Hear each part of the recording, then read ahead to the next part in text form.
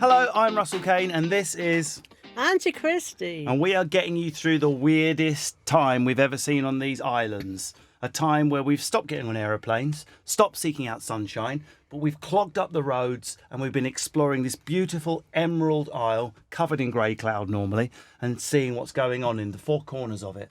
Maybe you've been to Anglesey. Maybe you've been down to Penzance. Have you had a poke round in Shetland? Or you're not allowed because Nicola Sturgeon's made fun illegal till 2024. But whatever you've been doing, you've been in your car. So I've got together with Nextbase, and we're talking about travelling and holiday and all the different things that can happen when we're on holidays. And I couldn't do that without my sidekick, Auntie Christine. We never quite know what's going to come out of her mouth. We do know what's going to go into it, though. Tinned fruit, condensed milk, egg, beans and chips. Repeat, repeat, repeat. Nursing home. So McDonald's. McDonald's as well, yes, of course. McDonald's and G&T. So I want to talk, I'm called this episode Preppers and Schleppers. Because in my opinion, there's two tribes that walk this earth. There's the person that likes to be really prepared. Everything's in their case. They've got their train tickets printed out. They know what's happening. Everything's in a different compartment. And the people that can just roll and improvise. And, there's negatives and there's negative and positives to both. But I think when it comes to travel, surely there is an advantage in knowing what you're doing in advance. My question to you is, Christine, if we were going to go on holiday in a month's time, how good would you be if I said, I'm not going to tell you anything? We're going somewhere warm. We'll work it out a week before. Would that make you tense or would it make you excited? A bit of each, really. Really? Because I'd be wondering where I'm going, and then I've got to get my case out and get all my clothes out. Yeah, but I could do that. This is what I don't understand. Well, you're an expert. Yeah, but how long does it take to pack, though? Because you could just do that in the morning, couldn't you? Why can't you just whip the case out? Well, a woman has to decide what they're going to take. Well, so, wait a minute. Are you suggesting I don't just like put in like a fur coat, a tin of beans, an animal head, a loincloth, and a copy of the Beano? Like I can think. Oh, I'm going on holiday. I need 7 pairs of jeans. I need this, that, the other. Right.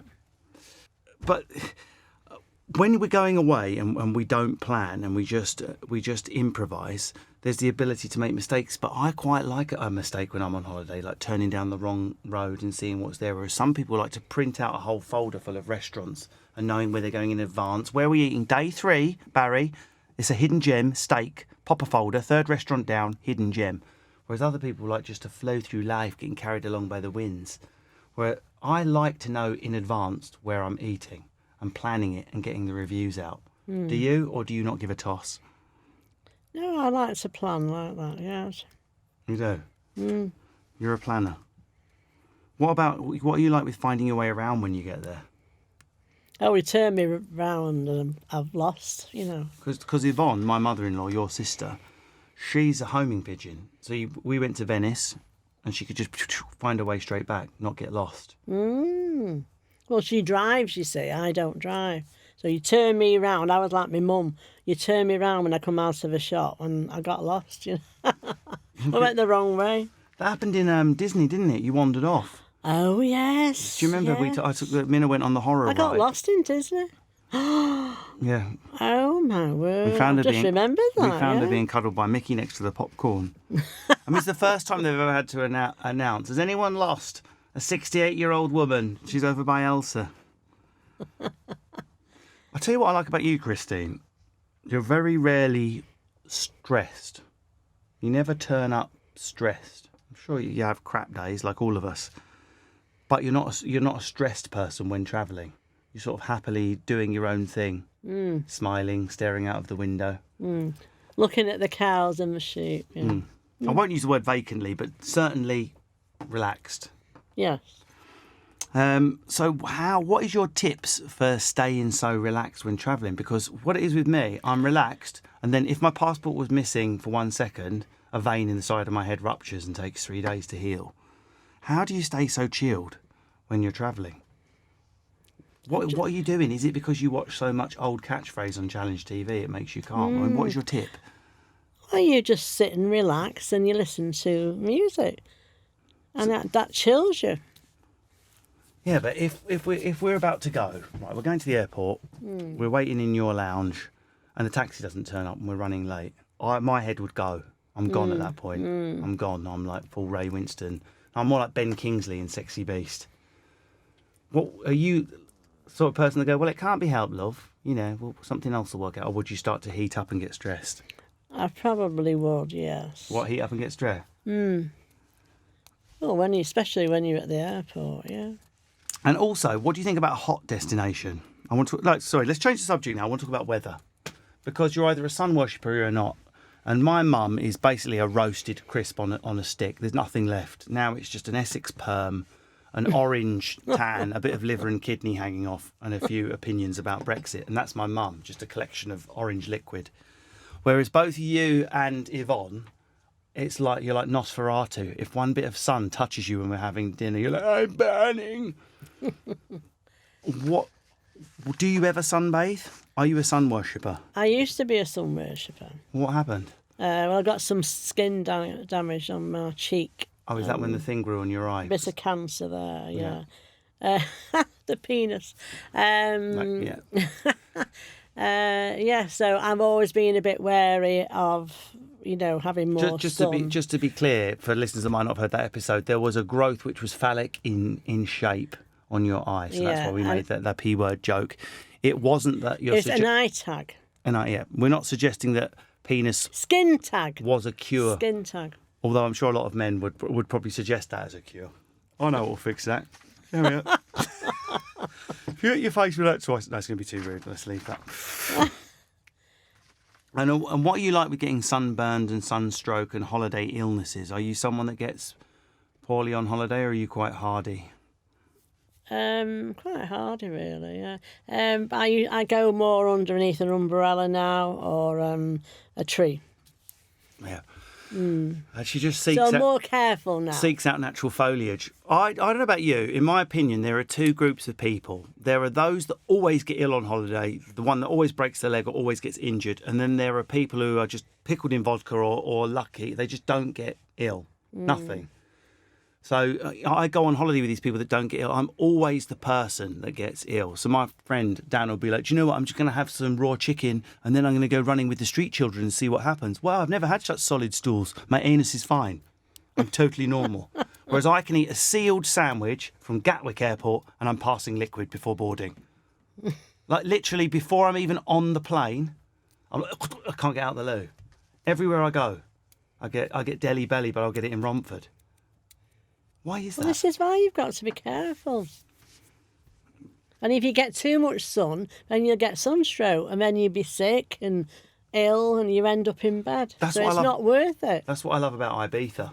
You don't see any sunshine. In fact, as the sun comes up, you discharge yourself from casualty and you go to sleep. That's the benefit of that trip. Get your hands on a Nextbase dashcam with built-in Alexa, HD touchscreen, emergency SOS system and built-in Bluetooth and Wi-Fi. What more could you want? Just visit Nextbase's website or any of its social channels. Ever any jellyfish injuries? Oh, yes. Go on, what happened? When we were young children, me and our Yvonne, we were paddling in the sea and a jellyfish bit him on his foot. And his foot came out like a balloon, Yeah. It was awful. He was in real bad pain with it. He ended up at hospital. Really? Where was that? In the UK? No, somewhere in Spain, somewhere. One of our first holidays, probably. Do you know that it said that you're supposed to wee on a jellyfish sting? Oh, well, he wouldn't have known that, No, would he? but if you got He stung... could have aimed it and weed on it, yeah. But if you were stung, I would simply need to make you laugh and you would cancel out your own jellyfish sting by immediately peeing yourself. It would have been, wasn't it? I've been mildly amused. What do you think about active holidays where you go exploring, like around nooks and crannies and city breaks and going round and like if we go to a city and we go and like seek out all the cultural bits and the corners? In my younger day, I perhaps did that, yeah, more so. I was more steady on my feet. Yeah. But you get more tired and you have to watch all the pavements and things like that, so you're a bit wary now. So would you rather roast these days? Go in the shade. That's what my mum's like. What do you think about all-inclusive, though? Do you like an all-inclusive? Yes. A bit of this and a bit of that. No, what I mean is where you know what your bill's going to... Like, you've either got the type of head where you can handle, I don't know what my budget's going to be, we'll eat out cheap some nights we'll treat ourselves. Or, like my mum, she has to know what the budget of the holiday is going to be in advance. So she likes all-inclusive for that reason. But for me, it takes away that scary mystery. Part of the fun of being on holiday is the risk of being ripped off for an awful meal. But if you go on all-inclusive, you can just drink and eat as much as you want. Indeed. Diabetes! Yeah. What about coach trips? Ever done a coach trip? Would you do one? I used to do them with this friend of mine years ago. Yeah. Really? Where? What did you do? Tell us about it. We went to Torquay. It was one of them, you know. And when we got in the room, they had the window open because it was very warm. And when we looked round, who's there? A seagull. What, on the coach? Honest to God, he was just there on the, on the window ledge, just looking at us, you know. And we just burst out laughing. We said, "Oh my God," you know. So we shut the window a bit, you know, because you would have come in. Seagulls seem to follow you, Christy. I know, they do. Do you know the craziest holiday adventure I've ever done? I split up with a girl and I thought, right, I'm going to go away on my own. Have you ever been away on your own? No. It's amazing. You can either do that or you can't. Get in the car and just drive and just go somewhere on your own. You think it's going to be boring, but it actually, once you've tried it, like I'll go to the cinema on my own sometimes as well. Not to watch anything rude. I think if you're watching a rude film and you're in the cinema on your own, it looks dodgy. You don't want to reach into your popcorn in case people draw conclusions. But I like, now and again, doing things on your own can be amazing. It can be a way of growing and a bit of self-development. And so I split up with this girl and I was like, right, I've got 2 weeks holiday now and we're not going on our holiday. So do you know what I did? I poured myself a drink and I sat in my lounge and I spanned the globe. And I said, wherever my finger lands, if it's safe and you're allowed to travel there, according to the government website, I'm going. So that's what I did. Span the globe. And do you know where my finger landed? Where? Botswana. Oh, my word. Bots-frigging-wana. And I went and had to poke round. Do you know where Botswana is? No. Have a guess. Go on, have a guess. A long, long way away. Yeah, correct. It's in Africa, just above South Africa. And I thought, right, I'm gonna do everything like this now. I'm gonna pack my backpack. I packed all the stuff I knew I would need. I wanted to do some exploring, water purification tablets, all of this stuff, the compass, all the stuff you never use when you're there. And I got off the plane in a place called Maun. I had to fly 12 hours to get to the capital, Gaborone, and then I got a connecting flight to Maun.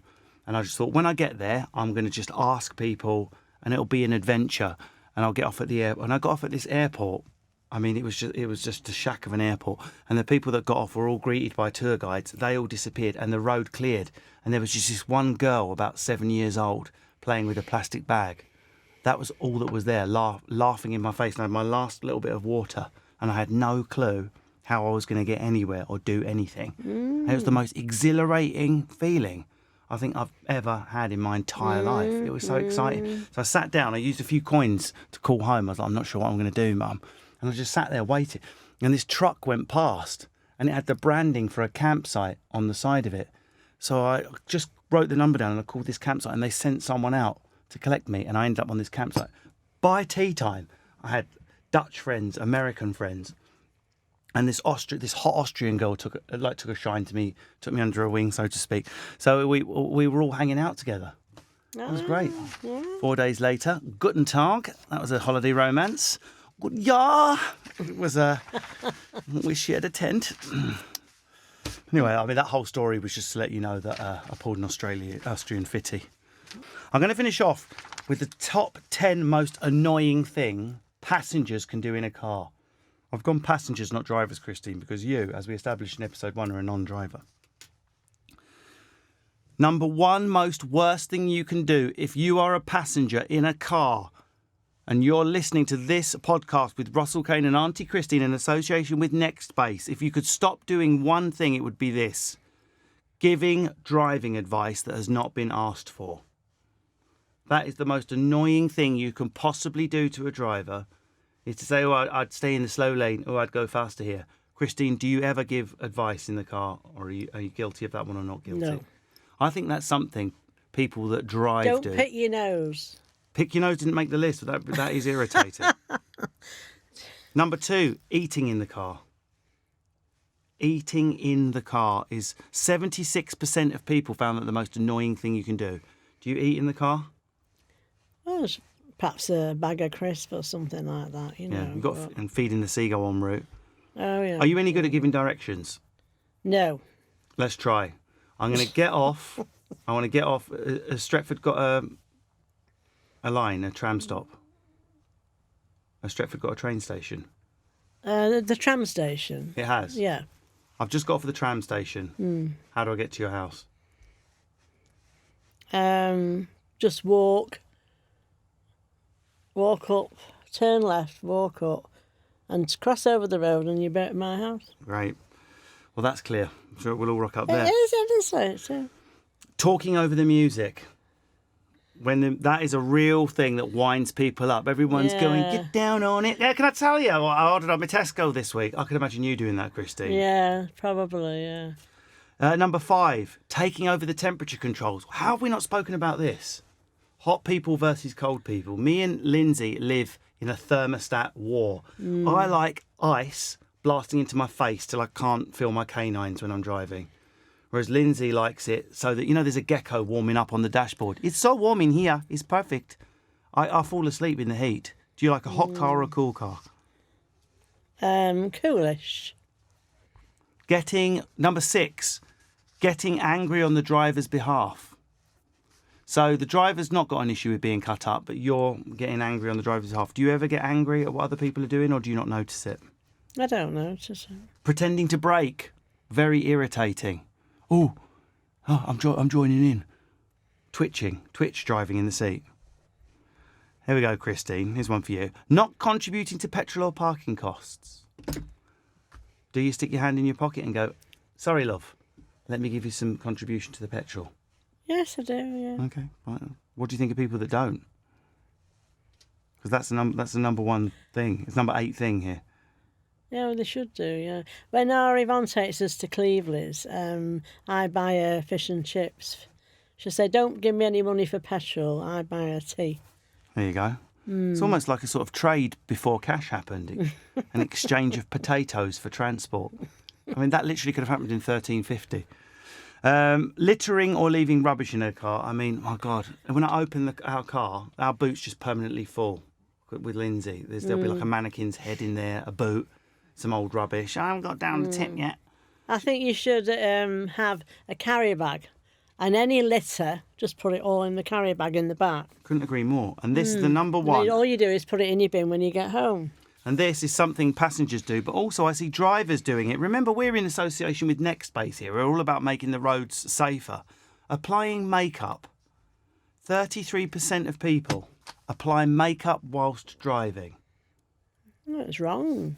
Why are you applying makeup if you're on It's your way? like being on the phone. You shouldn't be on the phone when you're driving. But how can you put makeup on when you're driving? If I'm going on a date with you and you're putting makeup on the way there, I don't want to date a clown. You're going to turn up looking like Ronald McDonald where you've coloured your whole face in. Right, ladies and gentlemen, we have reached the end of this episode. I've been Russell Kane. This has been Auntie Christine. I hope we've kept you interested and amused while you've been on the road. I hope you've reached your destination safely. And if you haven't, why are you still listening to a podcast? Call the RAC, do whatever you need to do to recover from your situation. See you next time. Bye. Bye-bye.